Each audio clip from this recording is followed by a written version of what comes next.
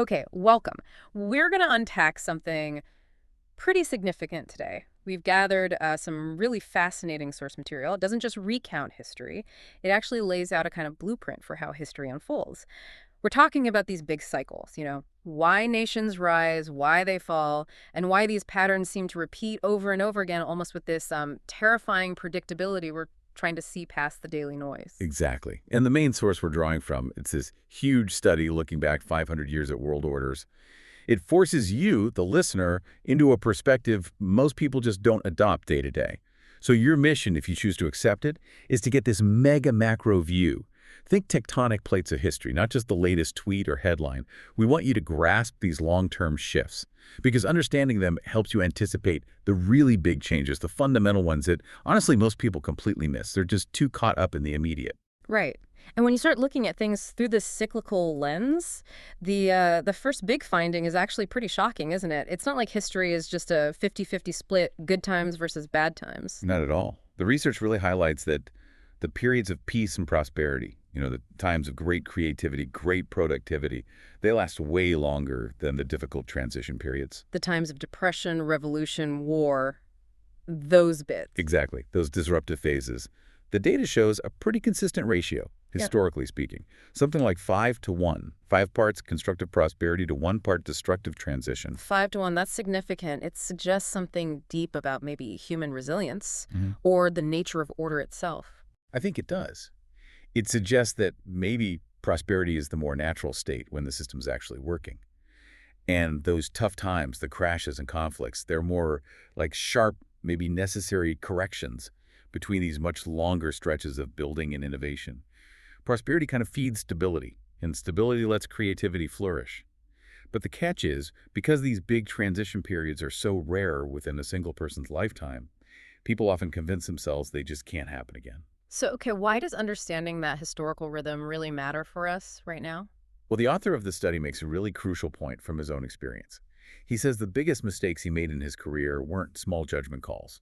They came from completely missing these huge historical shifts that had happened many, many times before, just not within his own direct experience. He was, intellectually ambushed by patterns that history had already laid out clear as day.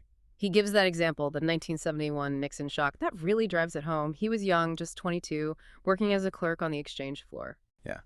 And President Nixon comes on TV, announces the U.S. is breaking the link between the dollar and gold, just unilaterally ending the Bretton Woods system, really, basically reneging on the promise that dollars could be swapped for gold, a kind of default. And he expected chaos, right? Financial Armageddon, stock market crashing. Everyone did. That was the consensus. This is a disaster. But what happened?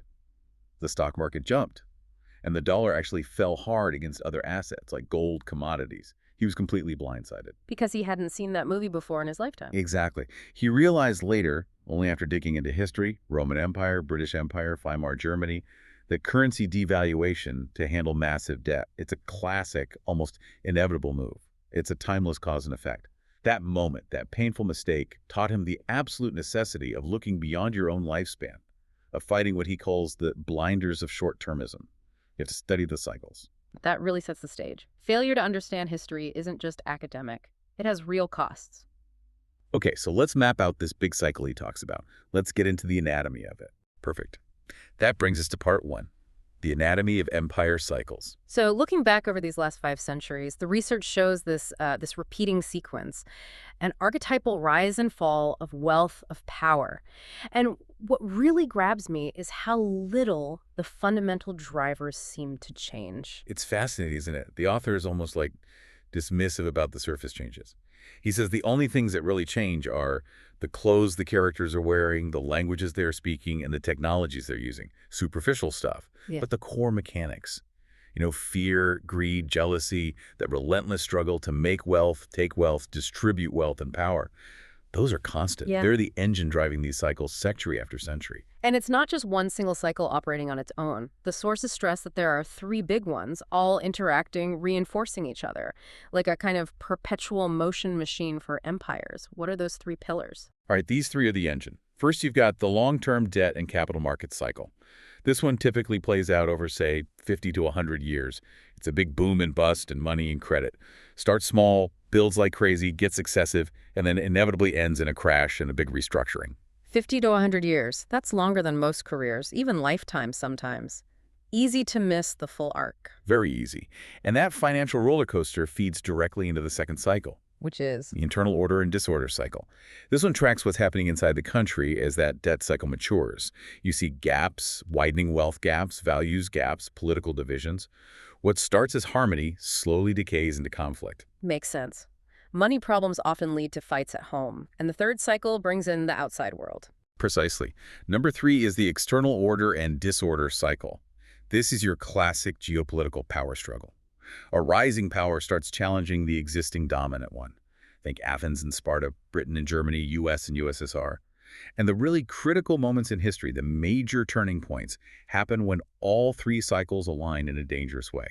Imagine a nation that's deeply indebted, internally fractured and polarized, and facing a strong external challenger simultaneously. That sounds like a recipe for, well, major upheaval. That's exactly when the tectonic plates shift. It usually leads to revolution or war, which then acts as a violent reset for all 3 cycles, starting the whole process over again. Okay, let's focus first on the upside, the rise phase.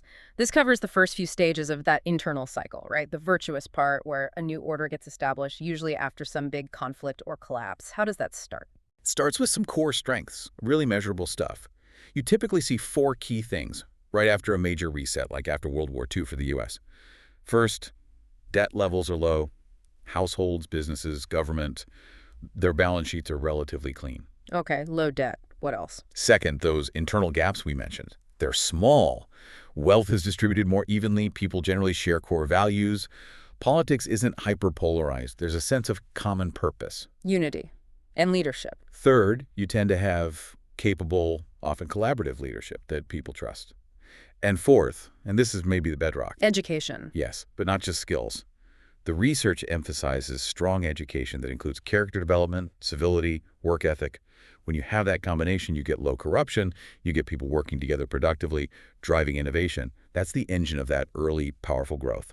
And this blend of education, character, and maybe a budding capitalist spirit seems to directly fuel inventiveness, doesn't it? Yeah. The sources point to the Dutch Republic as a prime example. Absolutely. The Dutch, in their golden age, weren't just trading, they were incredibly inventive.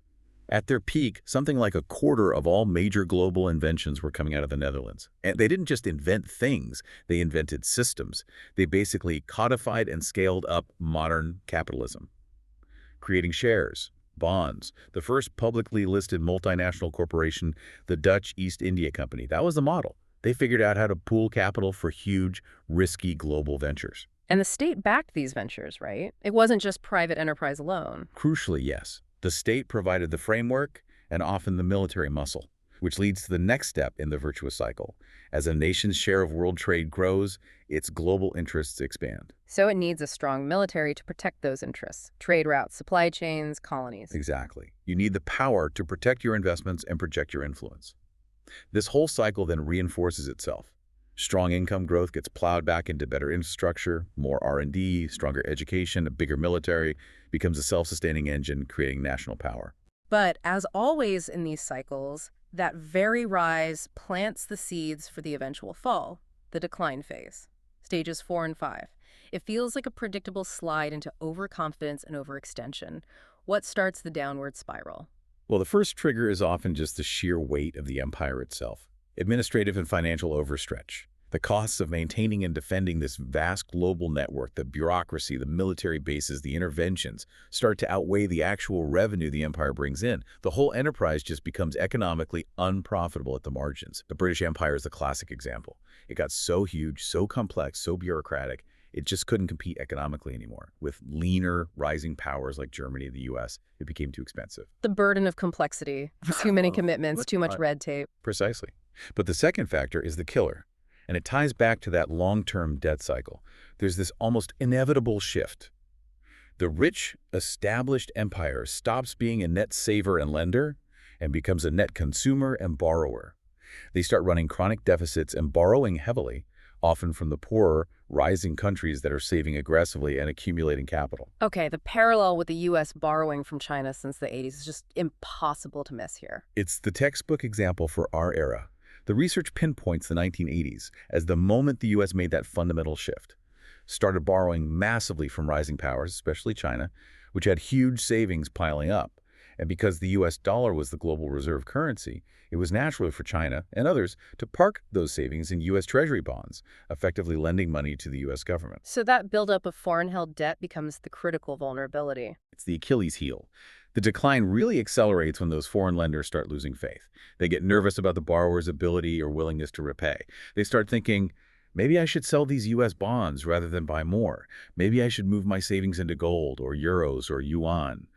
That loss of confidence, that desire to sell the empire's debt, marks the beginning of the end for the debt cycle, and it drags the whole empire down with it. Wow. Okay, that financial spiral clearly puts immense pressure on the whole system, not just internationally, but domestically, too.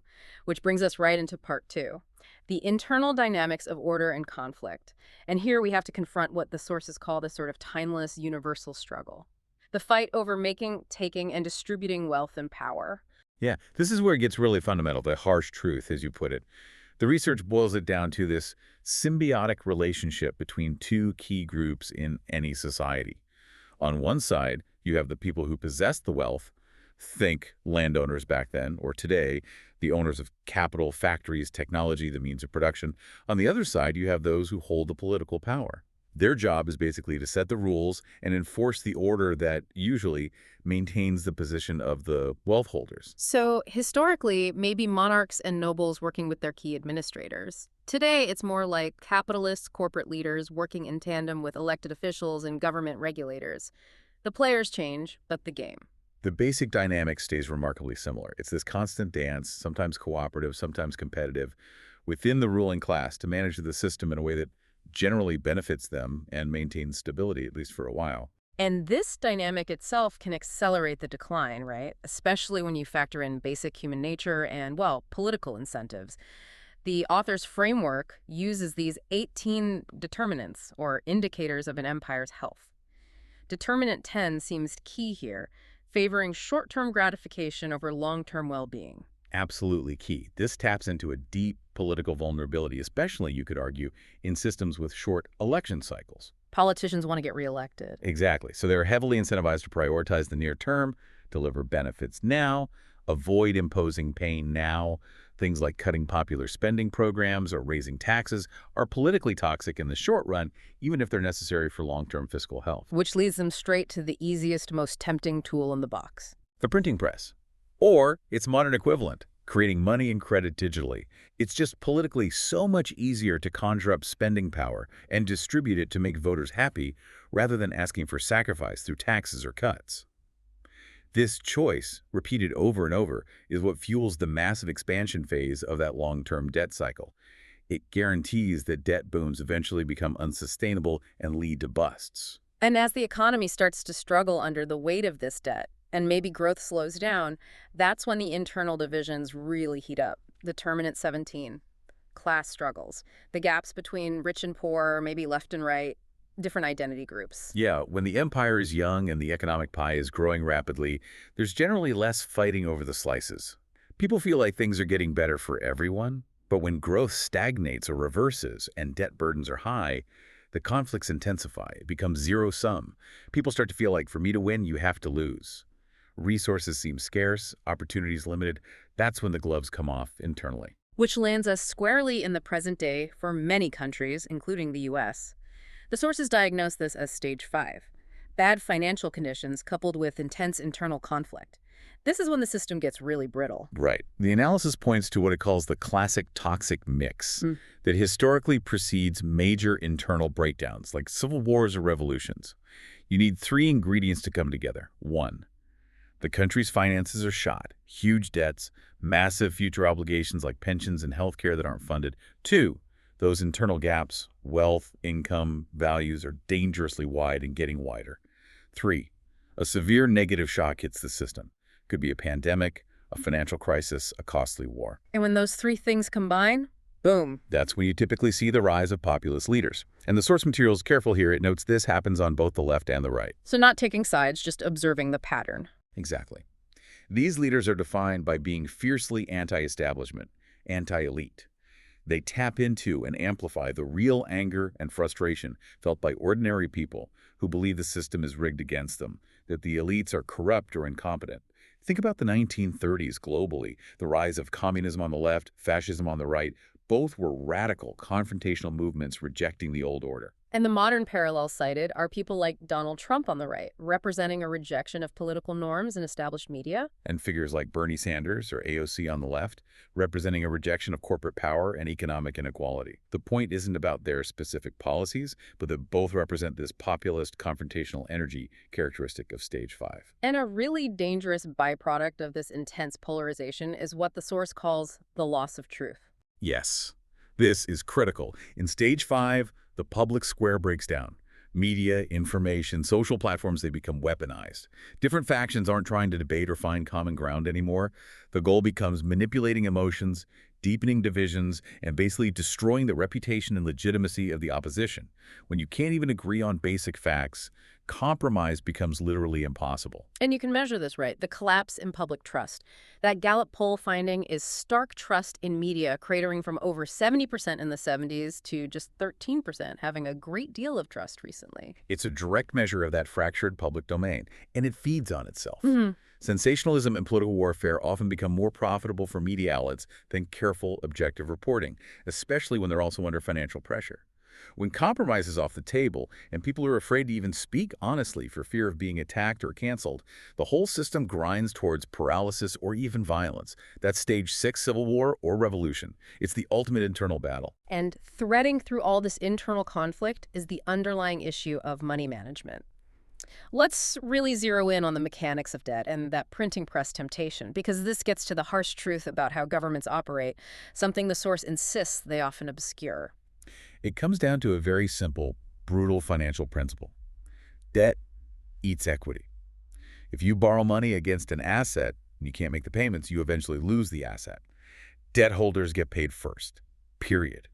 So when a government consistently spends more than it takes in the defining feature of the late debt cycle, it faces hard choices: draconian austerity, huge tax hikes, selling off national assets, or just refusing to pay its debts, defaulting. All of which are politically radioactive. Extremely. Yeah. Which is why the easy path, the path of least immediate political resistance, is always to create money out of thin air, when the central bank can just electronically credit government accounts, allowing politicians to keep spending without imposing direct taxes or cuts. Well, that temptation is almost overwhelming. But it's not free money. There's always a cost. Always. And history is unanimous on this. When central banks persistently create money to fund government deficits, a process called monetizing the debt, the inevitable result is the devaluation of the currency. It acts like a stealth tax. It erodes the purchasing power of every dollar, hitting savers and people on fixed incomes the hardest. It creates an illusion of wealth because asset prices, like stocks and houses, go up in nominal terms, but they're just being measured in a currency that's worth less and less.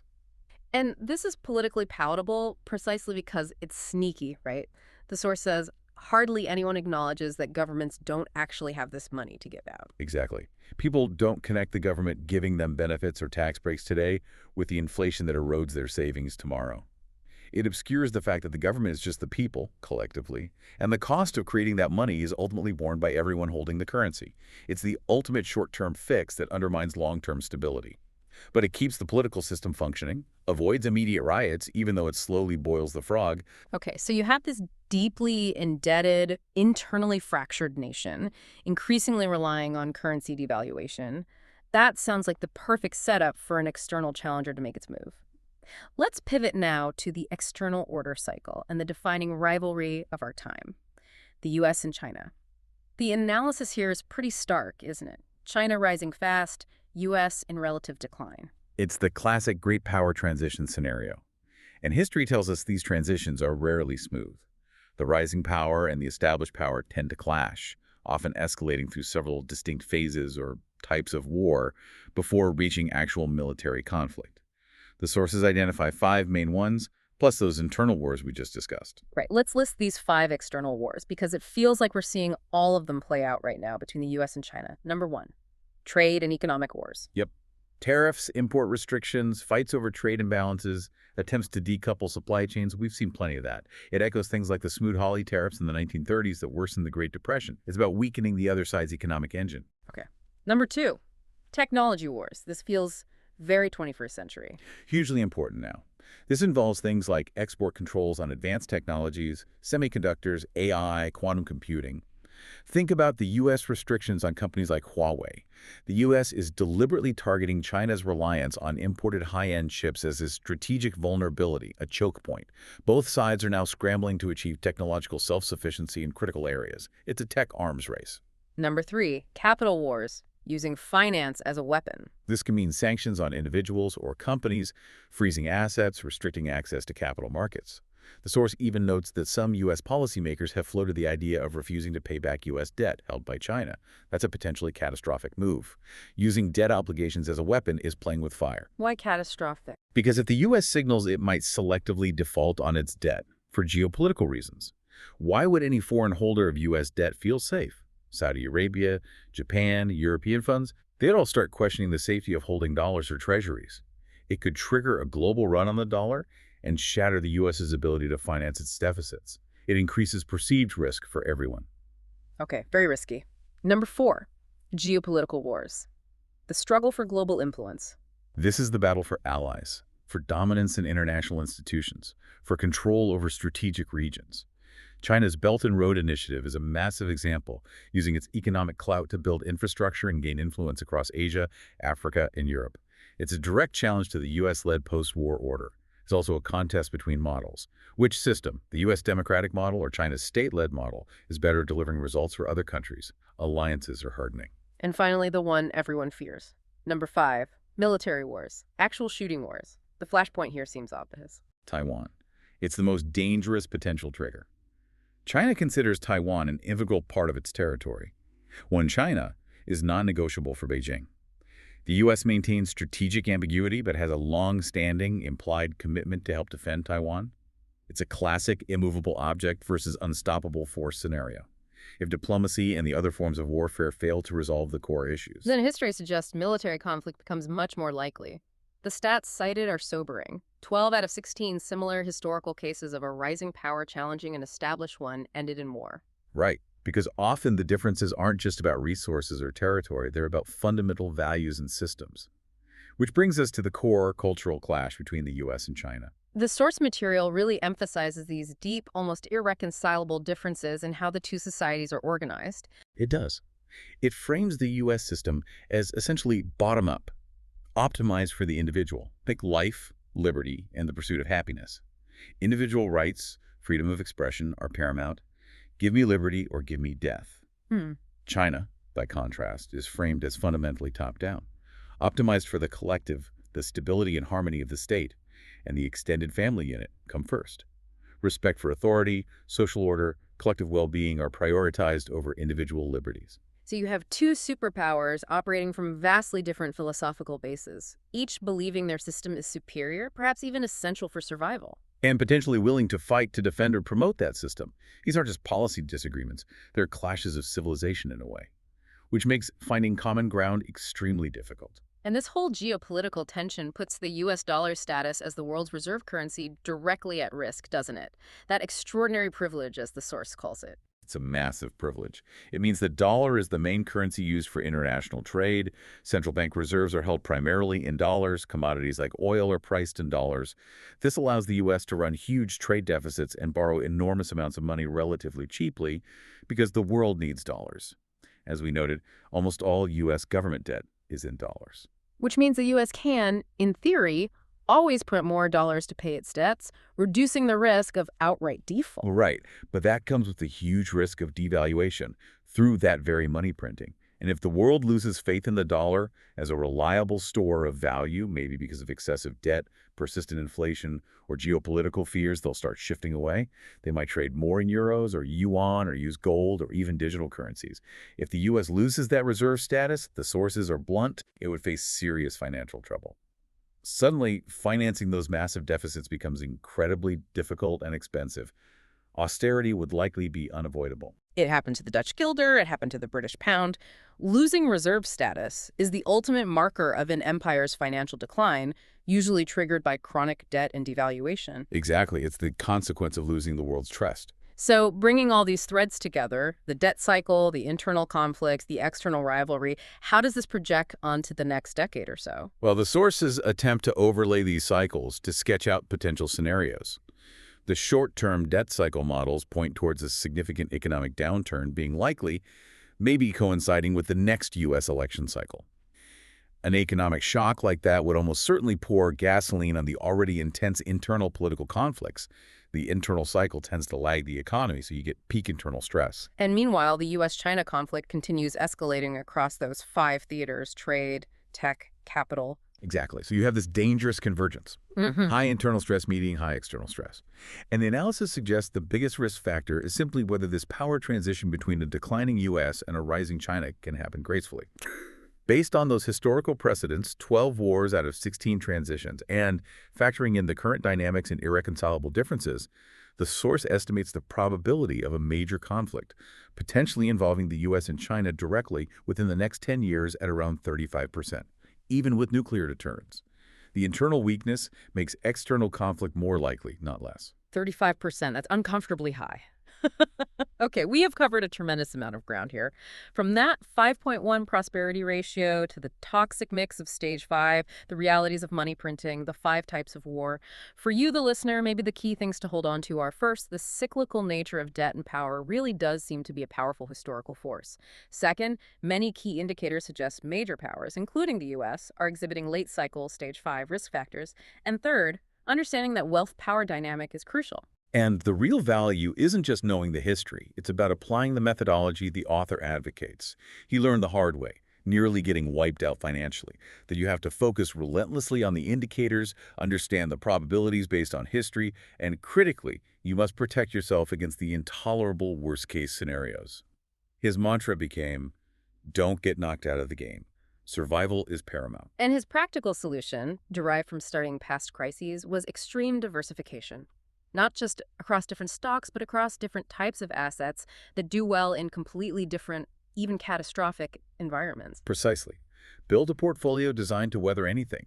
If you think high inflation or devaluation is a real risk, you need exposure to gold, inflation-linked bonds, maybe certain commodities. If you fear depression and deflation, you need cash and safe government bonds. If you worry about war or major geopolitical shifts, maybe you need assets in different countries, maybe hard assets like farmland. You systematically hedge against the full spectrum of historical calamities. So that even if the worst happens in one area, you're not wiped out. You can survive and maybe even find opportunities. That sounds like a strategy for resilience in a turbulent world, applicable beyond just investing. Absolutely. It's about building robustness into your personal finances, your career planning, everything, acknowledging that these big cycles exist and can profoundly impact you. But the single most important indicator to watch right now, according to the sources, it's not external military maneuvers, it's internal cohesion. The final provocative thought boils down to this question, aimed squarely at the U.S., but relevant elsewhere too. Can we remain strong and united, or will we continue to allow division and internal struggles to lead to decline? That internal war, the fight over truth, values, economic fairness, that's presented as the decisive battleground for the future. A powerful question indeed, something for all of us to consider as we watch events unfold, hopefully now with a much broader historical perspective. Thank you for joining us on this deep dive into the great cycles of history.